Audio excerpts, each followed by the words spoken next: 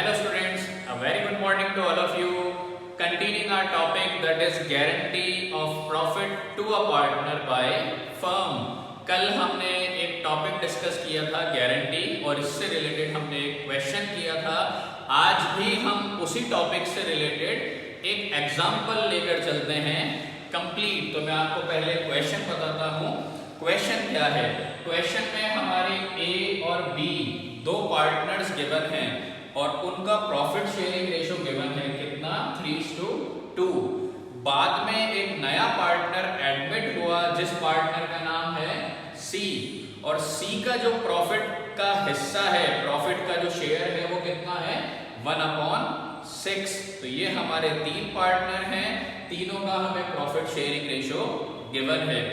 इन्होंने जो गारंटी दी है वो गारंटी दी है इन्होंने सी को, और सी को इन्होंने कितने अमाउंट की गारंटी दी है 50,000 की। तो सी को कम से कम कितना प्रॉफिट मिलेगा 50,000 का प्रॉफिट मिलेगा।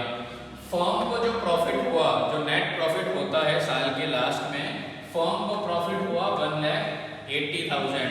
अब ये हमारा गारंटी वाला टॉपिक हो गया। इसमें गारंटी दी है, प्रीपेयर करना है हमें profit and loss appropriation account. Guarantee कितने अमाउंट की मिलती है वो गिवन होता है, और 5 केसेस जो मैंने आपको कल लास्ट क्लास में बताए थे कि ये गिवन होता है कि जितने अमाउंट की शॉर्टेज है, डेफिशिएंसी है, वो अमाउंट कौन बेयर करेगा, रिमेनिंग पार्टनर। कैसे करते हैं वो क्वेश्चन में 5 में से एक कंडीशन होती है। अब हमें पीएनएल एप्रोप्रिएशन अकाउंट बनाना है। अपना पीएनएल एप्रोप्रिएशन अकाउंट का फॉर्मेट हम सब डिस्कस कर चुके। हम इसको किस तरीके से स्टार्ट करते हैं? सबसे पहले जो आपका प्रॉफिट है, सबसे पहले जो आपका प्रॉफिट है आप वो लिख देंगे बाय पीएनएल करके। तो सबसे पहले हमने प्रॉफिट लिख दिया कितना 1,80,000 लिख दिया। डेबिट साइड की कुछ चीज हमें नहीं दे रखी, कुछ भी हम डायरेक्ट क्या करेंगे यहाँ पर टू पार्टनर्स कैपिटल अकाउंट लिखकर तीनों पार्टनर में उनका प्रॉफिट डिस्ट्रीब्यूट कर देंगे। किस रेशो में? जो रेशो हमें गिवन है, जो रेशो हमें गिवन है। यहाँ पे ये जो दोनों पार्टनर हैं ए और बी, इन्होंने ये डिसाइड किया कि हम अपना शेयर चेंज नहीं करेंगे। ये क्वेश्चन में भी मेंशन होता है। इन्होंने क्या डिसाइड किया कि हम अपना शेयर चेंज नहीं करेंगे नए पार्टनर के आने के बाद भी। कॉमन सी बात है, तीन पार्टनर हैं और तीनों ने अगर कुछ भी पैसा कंट्रीब्यूट करते हैं, अब मान लीजिए दो पार्टनर है ए और बी। अब ए और बी जो बिजनेस करते हैं उन्होंने टोटल कैपिटल लगा रखी है फॉर एग्जांपल 100 रुपीज। ए ने तो कंट्रीब्यूट कर रखे हैं 60 रुपीज और बी ने कंट्रीब्यूट कर रखे हैं 40। तो ये इनका कैपिटल कंट्रीब्यूशन होता है, इनका प्रॉफिट शेयरिंग रेशो होता है। अब नए पार्टनर को इन्होंने एडमिट किया सी को। अब सी को जब ये एडमिट करेंगे तो ए और बी अपने प्रॉफिट में से कुछ हिस्सा निकाल के ही तो देंगे सी को। तो इफेक्ट क्या पड़ता है? पुराने वाले पार्टनर का प्रॉफिट शेयरिंग रेशो कुछ कम हो जाता है। कब?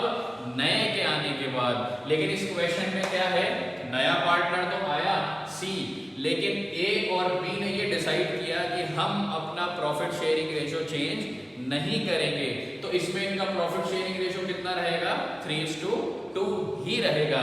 और सी का शेयर हमें गिवन है कितना 1/6। अब यहाँ पे हम प्रॉफिट कैसे बांटेंगे वो देखिएगा। प्रॉफिट कितना बांटना है 180। जो नया वाला पार्टनर है सबसे पहले उसका शेयर देखिए कितना है 1/6। तो सबसे पहले आप जो शेयर है वो नए वाले पार्टनर को देंगे। कैसे देंगे? कितना अमाउंट देना है 1,80,000 का कितना 1/6 देना है। तो सी का शेयर आपका निकल कर यहाँ पर कितना आ जाएगा 30,000। तो सी का शेयर कितना आ गया 30,000। अब कॉमन सी बात है, हमें प्रॉफिट कितना बांटना था 180 में से हम सी को कितना दे चुके 30 हम दे चुके। बचा हुआ प्रॉफिट कितना है 1,50,000। वो किस में बांटना है? ए में और बी में। किस रेशो में? इनके रेशो में 3:2 में। तो 3:2 में अपन बांटेंगे। मैंने कहा था डिवाइड हमेशा टोटल से किया जाता है, डिवाइड हमेशा टोटल से और मल्टीप्लाई जिसका शेयर है। तो जब आप इसको सॉल्व करेंगे तो ए का शेयर तो कितना निकल के आ जाएगा 90,000 और B का शेयर निकल के आ जाएगा 60,000।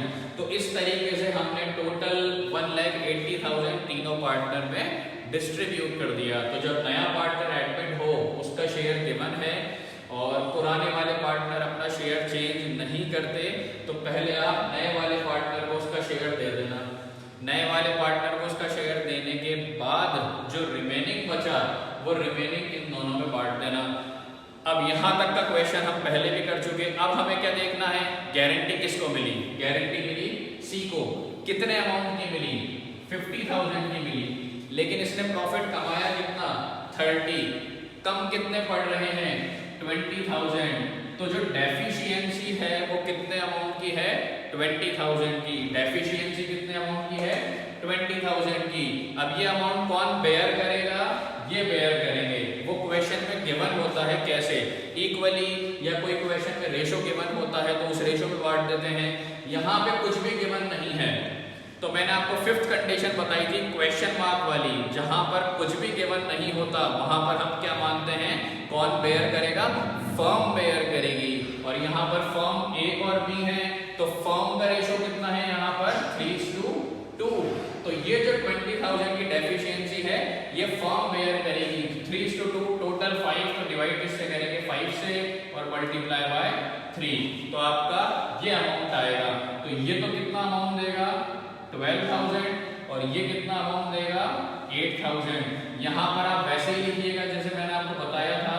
गारंटी देगा गारंटी टू सी को और ये भी गारंटी देगा तो यहाँ पर भी गारंटी टू सी। और इसने गारंटी ली है, किससे ली है? ए से और बी से।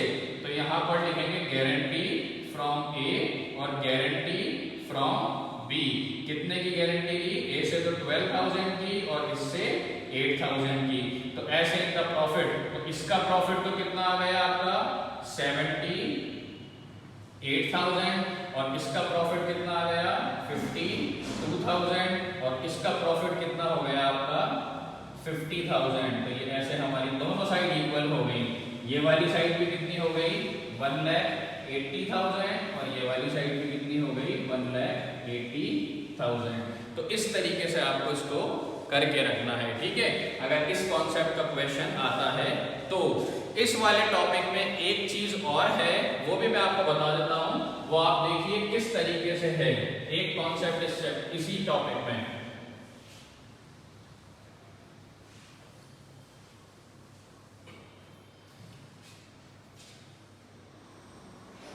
अभी तक हमने जो गारंटी देखी तो वो गारंटी देखी थी ईयरली। तो ये जो गारंटी हो रही थी ये ईयरली थी। अब गारंटी देखिएगा किस तरीके से होगी। यहाँ पर मान लीजिए मैं आपसे यूं कहूँ क्वेश्चन में 3 पार्टनर हैं मेरे। ये 3 पार्टनर हो गए ए, बी और सी। इनका प्रॉफिट शेयरिंग रेशो मुझे गिवन है 3:2:1। ये भी मुझे गिवन है। और सी को मैंने गारंटी दी।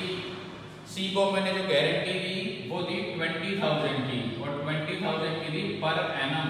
20,000 का जो प्रॉफिट है इसका पर एनम पूरे साल का है, पूरे साल का है।